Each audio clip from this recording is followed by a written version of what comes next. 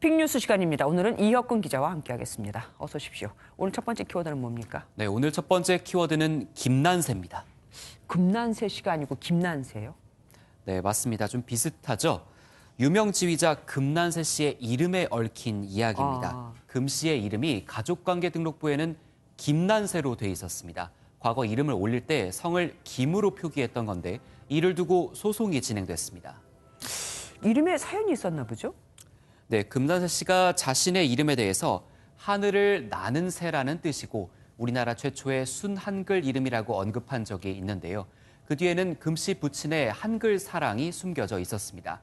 금씨 부친인 고 금수연 작곡가가 1945년 광복과 함께 순우리말을 쓰자면서 성을 김에서 금으로 바꾸고 자녀의 성도 금으로 지은 겁니다. 그런데 소송까지 갔다면서요. 왜 그랬습니까? 네, 배경이 있었는데요. 상속 문제가 있었습니다. 금난세 씨는 부모님이 세상을 모두 떠나자 상속 절차를 밟기 시작했는데요.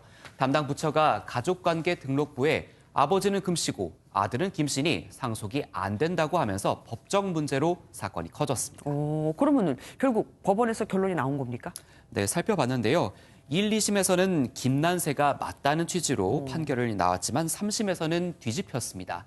대법원은 지난 9일 순우리말을 쓴 집안의 특수성을 인정한다면서 사건을 부산 가정법원으로 돌려보냈는데요.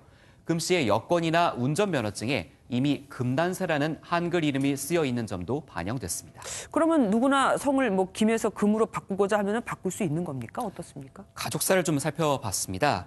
금 씨의 아버지 고 금수연 작곡가는 외솔상이라는 상을 받은 적이 있는데요.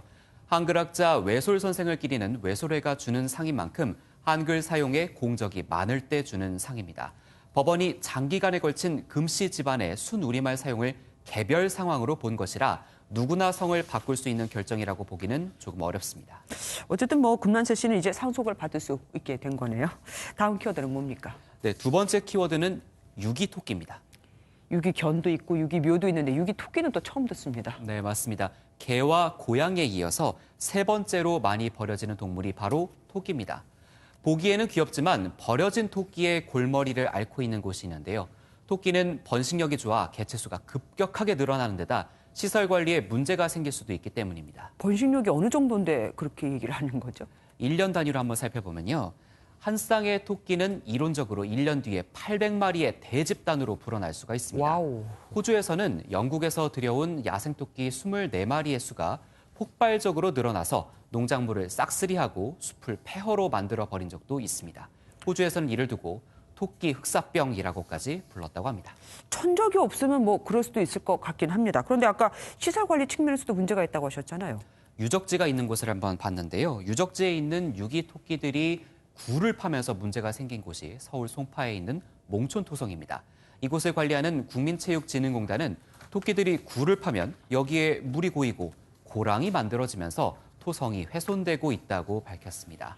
많은 숫자는 아니지만 서울 숲에서도 유기 토끼가 발견돼 사육장에서 암수를 나눠 관리 중입니다.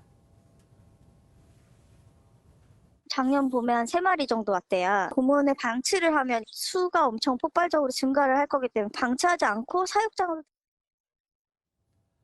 네, 많은 숫자는 아니지만 서울 숲에서도 이렇게 유기토끼가 발견됐던 적이 있었고요. 2년 전 대검찰청 인근의 몽마르트 공원에선 동물단체가 토끼 중성화 수술에 나서기까지 했습니다. 무책임한 토끼 주인이 우리 숲을 이렇게 망치는 결과로 이어질 수도 있는 거네요. 네, 오늘 말씀 여기까지 듣겠습니다. 감사합니다.